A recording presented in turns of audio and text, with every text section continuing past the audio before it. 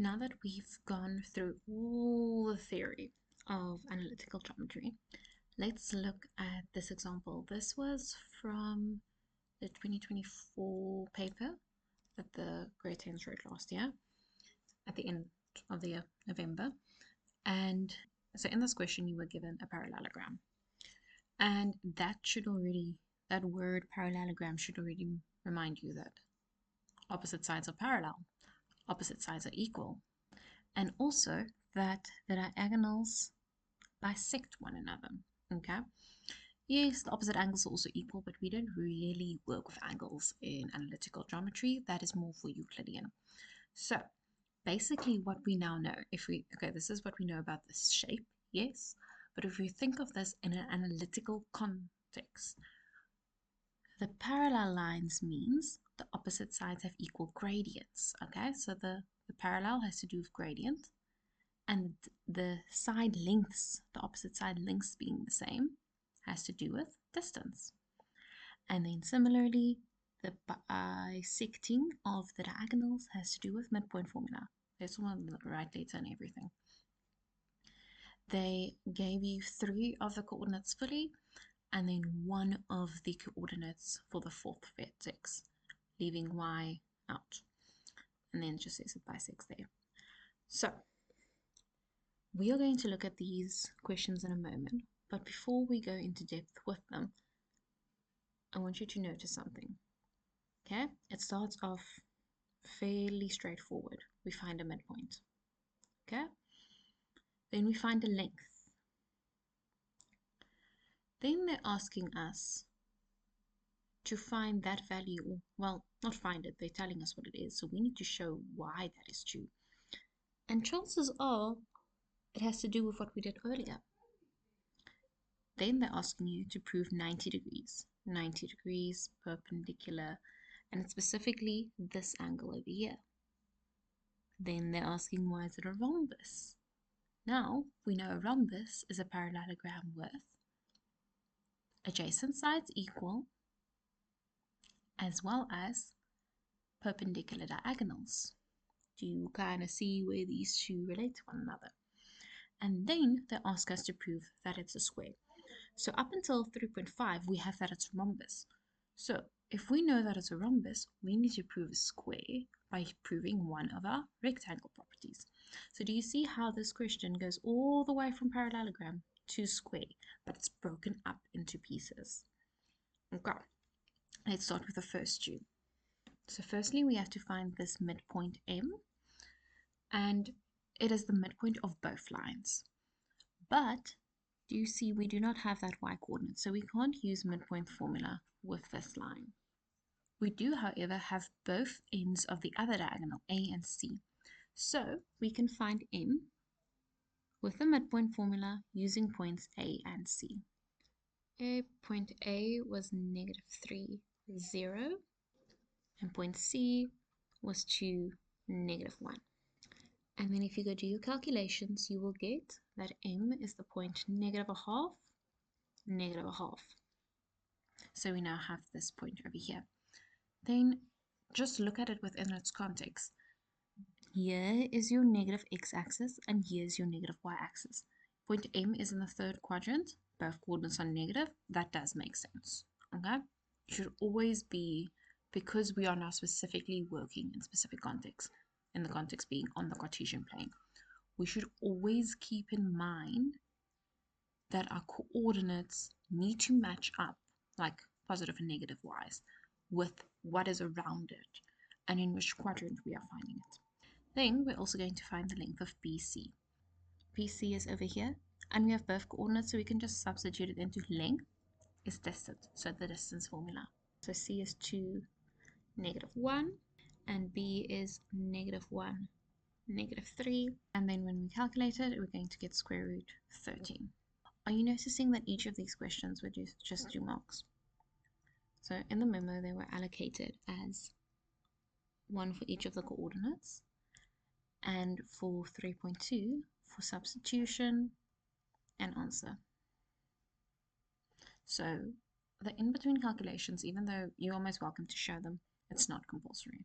For the next two questions, I've just added what we already had on the previous slide on our sketch over here. For 3.3, they're asking us to show that the value here is 2. And now there's like a lot of ways we can do it. So we're going to run through them. So one of the ways that we can do this or approach this is we know M is the midpoint of AC, right? But it's also the midpoint of BD. So the point negative a half is equal to using the midpoint on BD. If you go find this x value, you'll see it is negative a half, but that's anyway not what we're looking for in this case. We want to find y, and y is the y coordinate.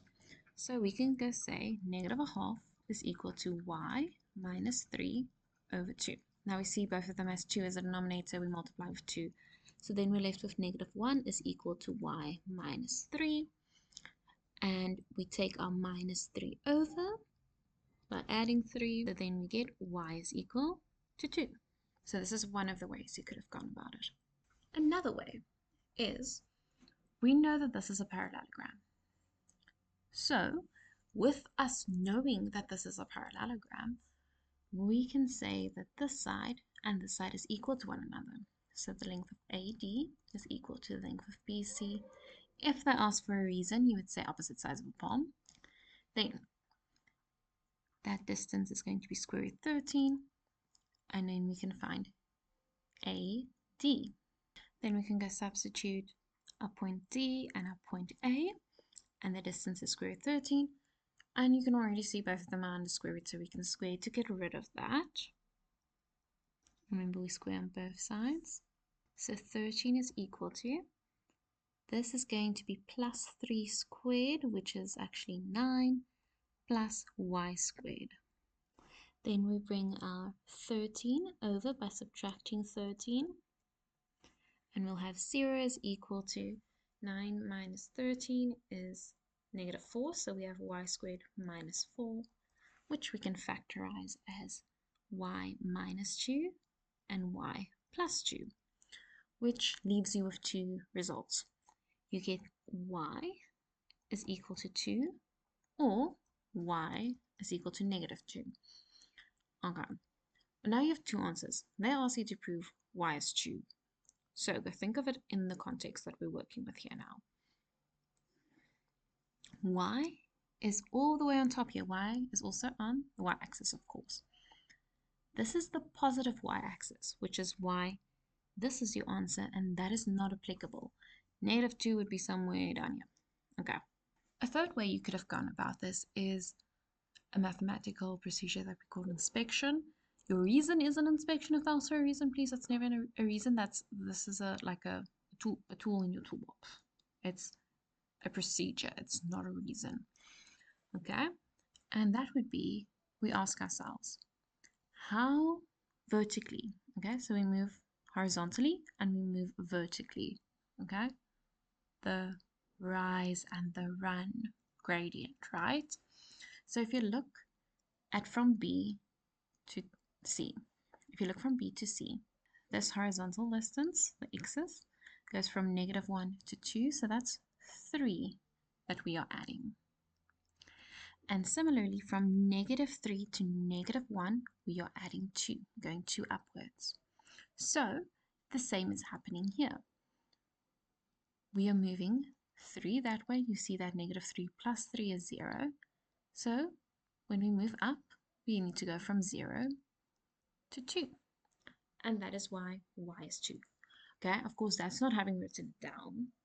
This is just my calculations. So how would we write this down? So you would show it on your sketch, and then you would describe what you are doing. So you'd maybe say, for your y values, or your y coordinates, from B to C, you are moving from negative 3 to negative 1, which is a plus 2. So the same needs to happen. From A to D, you need to plus 2. Therefore, y will equal to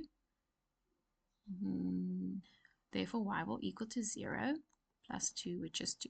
Something like that. Something that shows that you understand. Something that just shows you what is going on here. I would definitely also have the picture because that's easier to read than whatever I read here. Maybe use a bit more words. Okay. If they ask you for a reason, the reason is also opposite sides of palm. And the reason is because opposite sides of palm are parallel. Okay, this has to do with gradient, the change in y and the change in x. Okay. Just quickly back to this first method with the midpoints. This reason would be diagonals of palm. Okay, because it has to do with parallelograms, diagonals bisecting one another. Okay, and then it's finally get to 3.4. Okay, so everything up until now was 3.3. 3.4. They're asking you to prove that this angle over here is 90 degrees. Now, you can't just say it's 90 degrees. You can't assume it's 90 degrees. You need to prove it. You need to show it.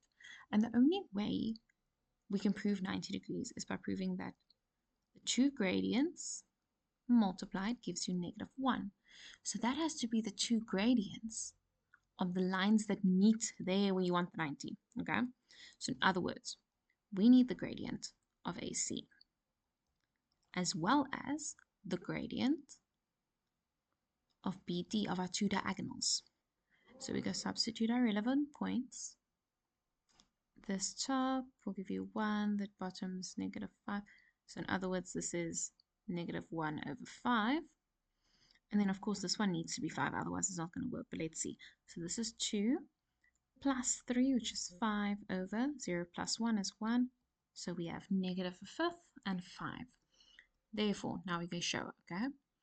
When we multiply, get -1/5 times 5, which gives us -1.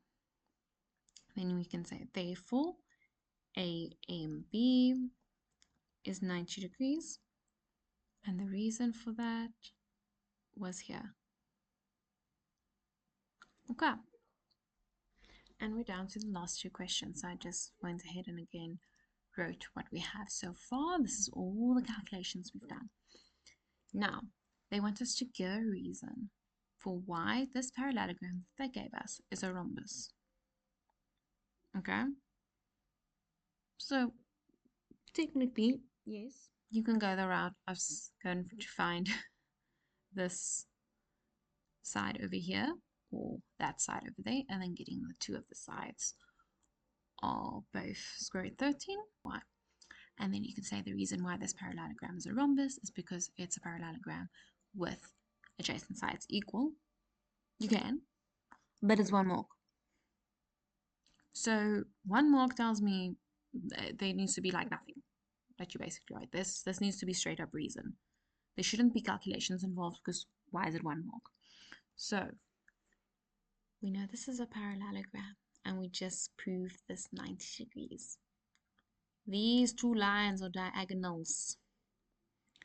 So the reason why ABCD is a rhombus is because it's a palm that was given to us with perpendicular diagonals. That's all. Okay, no calculations necessary. But yes, of course, you would have gotten your 1 mark if you went to calculate this distance or that distance, found its square root 13, and then said the reason why it is a rhombus is because it's a parallelogram with adjacent sides equal. And now, finally, for the last question. Up until now, we have that it's a rhombus. The shape is a rhombus. Now we have to prove with reasons, okay? We specified your reasons, so I want to see reasons, that ABCD is a square. Okay. Now if we go and think of a square. To prove a square, if you already have that it's a rhombus, you need to prove it's a rhombus with a rectangle property. So, and our rectangle properties are a 90-degree angle and equal diagonals. So you are going to do one of those. You do not need to do both. That is overkill. So we have worked already from a parallelogram to a rhombus. We know it's a rhombus. So now we need to prove it's a rhombus with a 90-degree angle or with equal diagonals. In other words, you need to go find either two adjacent sides gradients and prove that when you multiply them, you get -1. Or you need to go find the length of AC and the length of BD and prove that they are equal to one another with your distance formula. So we're going to do both. Let's start with the first one, the 90-degree angle.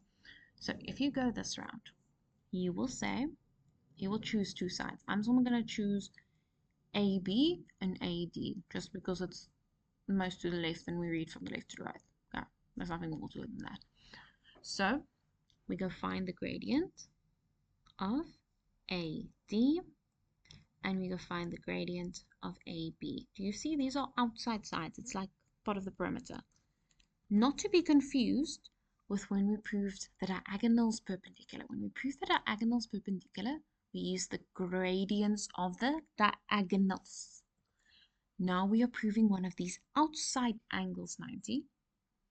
So we use two of the adjacent sides on the outside of the shape. And when you go calculate, you'll get 2/3 and -3/2. It doesn't matter which two you chose, you should have gotten those two answers. It might have just been that this one is 2/3 or that this one is -3/2 or whatever. But you were supposed to get those two answers either way. So then you go write down your equation because you are now going to multiply the two. You go substitute them in. And when you do so, you are going to get -1. And because of that, you have that angle A is 90 degrees. And then because A is 90 degrees, the reason why ABCD, you're going to say ABCD is a square, is because it's a rhombus with a 90-degree angle. That is one of the ways. The alternative way, if you go the diagonals route, you would go find the distance of AC and the distance of BD. And then in both cases, you would have gotten square root 26. Therefore, AC is equal to BD. So ABCD is a square because it's a rhombus with equal diagonals. Alternatively, you could also prove a 90-degree angle using the converse of Pythagoras.